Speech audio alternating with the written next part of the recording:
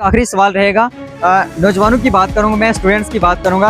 अब जितने भी इलेक्टेड रिप्रेजेंटेटिव्स हैं, मैं रजौरी पॉइंट्स की बात कर रहा हूं, चाहे वो मिनिस्टर हों, चाहे वो एमएलएज हों, उनको क्या ऐसा काम करना चाहिए नौजवानों के लिए, किस काम को उन्हें फर्स्ट प्रायोरिटी देनी चाहिए नौजवानों के लिए अभी तक? देखिए, मेरी सारे इलेक्टेड रिप्रेजेंटेटिव से यही है, तो मैं सोशल वेलफेयर डिपार्टमेंट से रिक्वेस्ट करता हूँ सोशल मीडिया के माध्यम से कि आप लोगों को सतर्क रहने की ज़रूरत है, ताकि जो स्टूडेंट हमारे स्टेट से बाहर पढ़ते हैं उनको जो है scholarship nowadays they are indulge narcotics drugs, administration should not take cognizance. अस्सलाम वालेकुम नाज़रीन, मैं हूं मेज़बान आसिफ खान और आप देख रहे हैं सीआरएफ न्यूज़ वेब। इस वक्त हमारे साथ रजौरी पॉइंट से प्रोमिनेंट सोशल एक्टिविस्ट और लॉ स्टूडेंट माजिद खान जी मौजूद हैं खुसूसी बातचीत के लिए।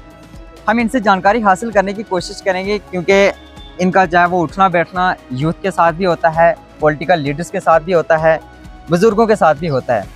हम इनसे ये जानने की कोशिश करेंगे कि आखिर आजकल के दौर में, खासकर मैं बात करूँ जम्मू कश्मीर के नौजवानों की, तो जितना भी यूथ ड्रग्स में मुब्तला है या फिर किसी अदर एक्टिविटीज़ में मुब्तला है जो कि बुरी सोबत में मुब्तला है, अब उनको आप क्या मैसेज देना चाहेंगे और आप इस चीज़ को किस तरीके से देखते हैं?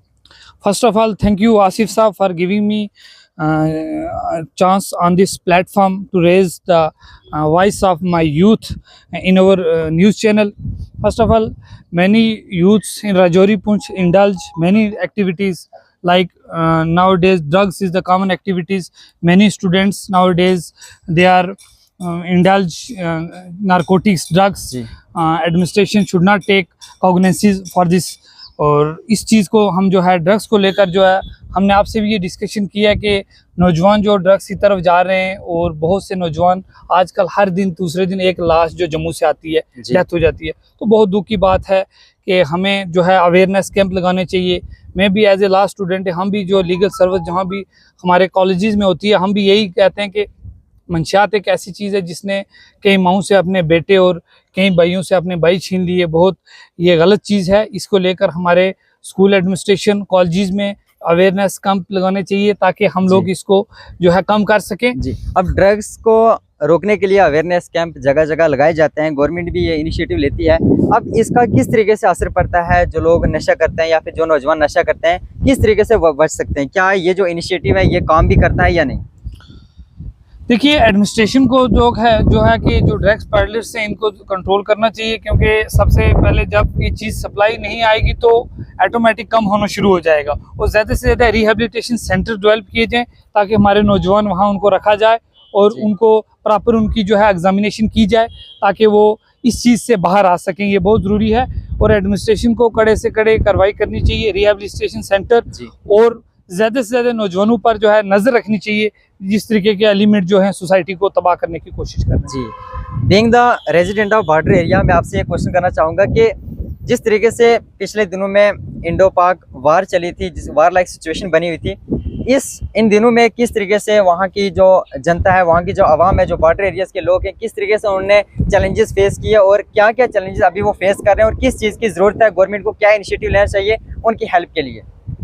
हम ये कहते हैं, देखिए रजौरी पूंछ एक गोल्ड वार एरिया है। यहाँ पे पहले तो सीज फायर था, वो भी नहीं है, और बहुत से अब बंकर की यहाँ बहुत नीड रहेगी, क्योंकि आपने देखा हमने बहुत सी अपनी प्रीशियस लाइफ को खोया है पूंछ में भी।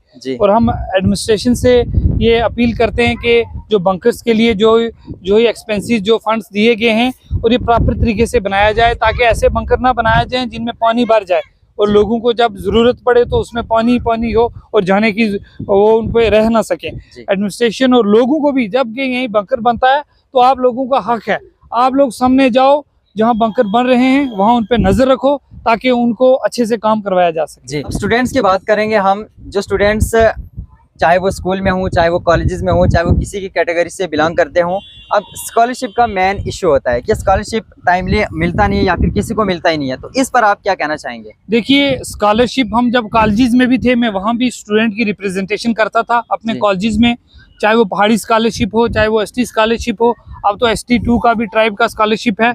तो मैं सोशल वेलफेयर डिपार्टमेंट से रिक्वेस्ट करता हूँ सोशल मीडिया के माध्यम से कि आप लोगों को सतर्क रहने की ज़रूरत है, ताकि जो स्टूडेंट हमारे स्टेट से बाहर पढ़ते हैं उनको जो है स्कॉलरशिप टाइमली दिया जाए। अगर स्कॉलरशिप उनको नहीं मिलता, बहुत से जो है बिलो बीपीएल के स्टूडेंट्स हैं, बिलो पॉवर्टी लाइन, उनका जो है दारोमदार पूरा स्कॉलरशिप पे होता है और स्कॉलरशिप ना मिलने पर उनकी पढ़ाई पर बहुत गलत असर पड़ता है, पढ़ाई रुक जाती है और बहुत से नौजवान जो है अपनी कैरियर को जो है फॉरवर्ड आगे नहीं चला सकते। मैं एडमिनिस्ट्रेशन से रिक्वेस्ट करता हूँ, जितनी वो फीस देते हैं 40,000 50,000, उससे ज़्यादा स्कॉलरशिप दिया जाए, ना कि 5,000 या 10,000 डाला जाए उनका, जिससे गुजारा ना हो सके। मेरा एक आखिरी सवाल रहेगा, नौजवानों की बात करूंगा, मैं स्टूडेंट्स की बात करूंगा। अब जितने भी इलेक्टेड रिप्रेजेंटेटिव्स हैं, मैं राजौरी पॉइंट्स की बात कर रहा हूं, चाहे वो मिनिस्टर हों, चाहे वो एमएलएज हों, उनको क्या ऐसा काम करना चाहिए नौजवानों के लिए? किस काम को उन्हें फर्स्ट प्रायोरिटी देनी चाहिए नौजवानों के लिए अभी तक? देखिए, मेरी सारे इलेक्टेड रिप्रेजेंटेटिव से यही रिक्वेस्ट रहेगी कि अपने एरिया की डेवलपमेंट को फर्स्ट प्रायोरिटीज दिया जाए और अपने एरिया में देखो आर्टिफिशियल इंटेलिजेंस का दौर आने वाला है, कंप्यूटर सेंटर्स को जो है एस्टेब्लिश किया जाए, हमारे लोगों को डिप्लोमा करवाया जाए इस तरीके के कोर्सेज, क्योंकि आज हम जहाँ भी कोई भी नई एडवर्टाइजमेंट आती है वहाँ 1 साल 1.5 साल का डिप्लोमा उनको नीड रहती है। तो हम ये चाहते हैं कि हमारे रिप्रेजेंटेटिव जो इलेक्टेड रिप्रेजेंटेटिव हैं उनको इस तरीके के स्टेप लेने चाहिए, लोगों की बिजली, लोगों का पानी, बीपीएल राशन के बारे में, और ये कंप्यूटर सेंटर्स हैं, और नौजवानों को जो है रोजगार देने की कोई फैक्ट्री इंडस्ट्रीज इस तरीके के डेवलप करने चाहिए ताकि हम लोगों को रोजगार दे सकें। बहुत तो ये थे हमारे साथ माजिद खान जी, सोशल एक्टिविस्ट, जिन्होंने मजीद हमसे बातचीत की है। हम इनका शुक्रिया अदा करते हैं। बाकी इसके बारे में आपकी राय कमेंट सेक्शन में जरूर बताइएगा।